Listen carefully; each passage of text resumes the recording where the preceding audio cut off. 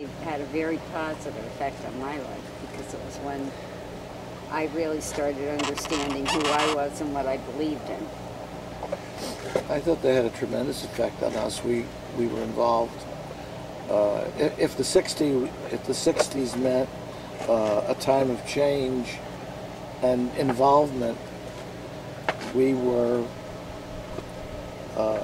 had a life of change and a tremendous amount of involvement. And well, Kennedy was elected in '61, and there was a lot of parallels to what happened with Obama to what happened then with Kennedy. Go ahead. I think that people shouldn't mistake the '60s for change with drugs and change with giant issues like civil rights. Normal people changed, and the excitement of the '60s was an era of change. It wasn't simply a question of big things and big issues and big drugs and big sex or anything like that. That was going on, but that was a very small group of people. And if it had just been them, the '60s would have not meant much to anyone. So how did you guys change in the '60s? Like you said, a lot of normal people changed. How did you change? Well, I think my beliefs became more liberal.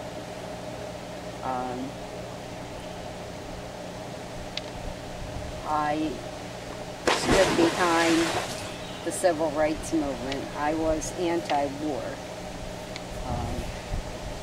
but I also was involved with POPs with a lot of students who were ROTC students and going off to war, so I had to think about how I handled that.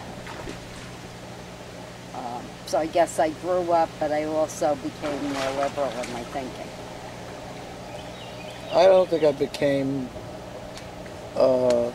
liberal at all on issues like the war and foreign affairs.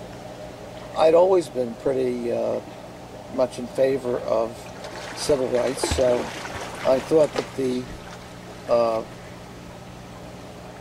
that as long as people didn't go off in the wrong direction of their choices, there were so many really great things happening in the '60s that you could be a part of a lot of them without having to not be a part of others. I think that it was a little easier for us to do that because we were on a college campus, and we had a very big part of the campus life.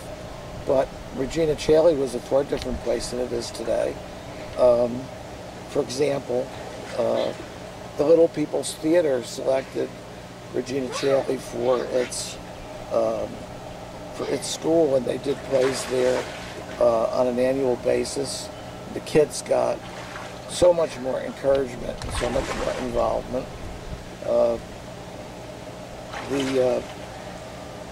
If you were willing to take part, if you were willing to extend yourself, the '60s was a really great time.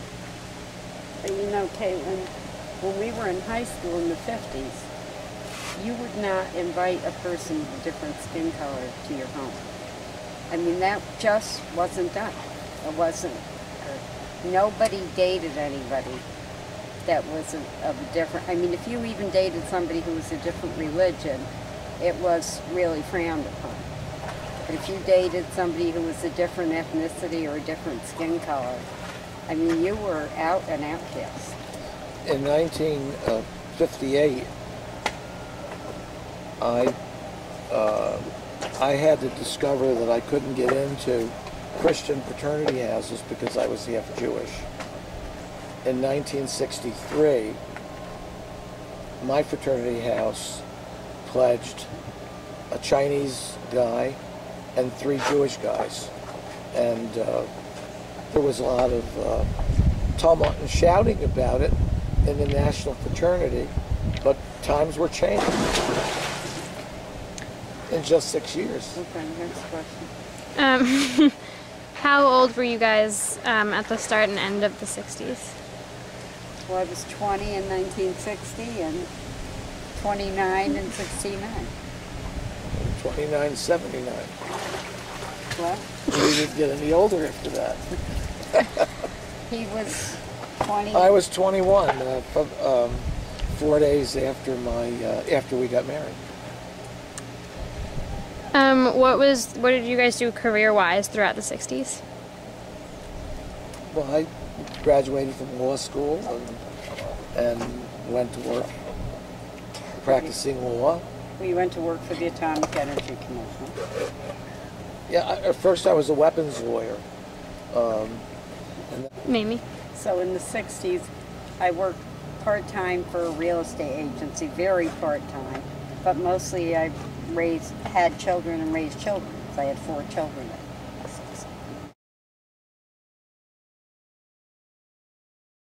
Football at Marist was a perfect example of the energy and the activism of students, because football started at Marist and at Fordham and Iona, at Manhattan, Georgetown, a lot of those places, as a volunteer thing. It was a club.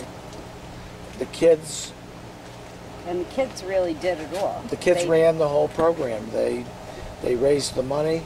They ran the games. They had adult coaches, and there was somebody within the campus community that helped them out. But even that was on a volunteer basis. So club football in the 60s was a perfect example of the energy. But what about the social issues and the...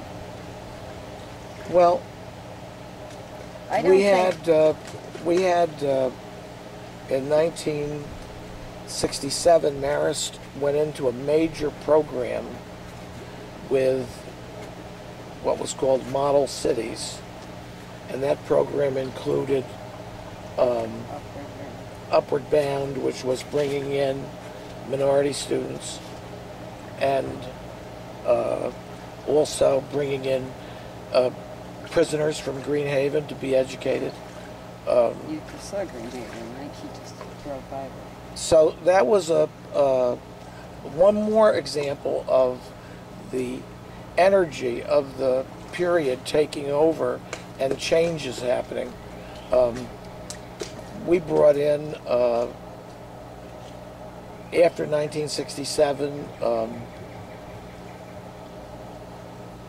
a large group of boys came to Marist who were athletes and who were black, and they found no problem fitting in.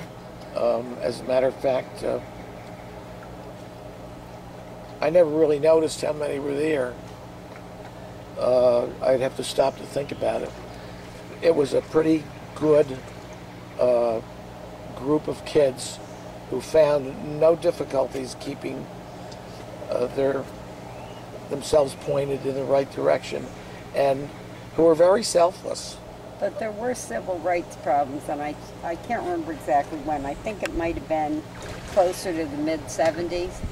When Pops was coaching, a lot of these African-American kids got scholarships to big schools to play sports. And they had no equipment to go away to school and handle these big schools. So they ended up coming back home and going to Marist. That was a different kid than came in the 70s when all these race riots and stuff were going on. These kids were coming right out of high school, and it was a whole different issue. And there were some problems, and although the football team never really had any serious problems.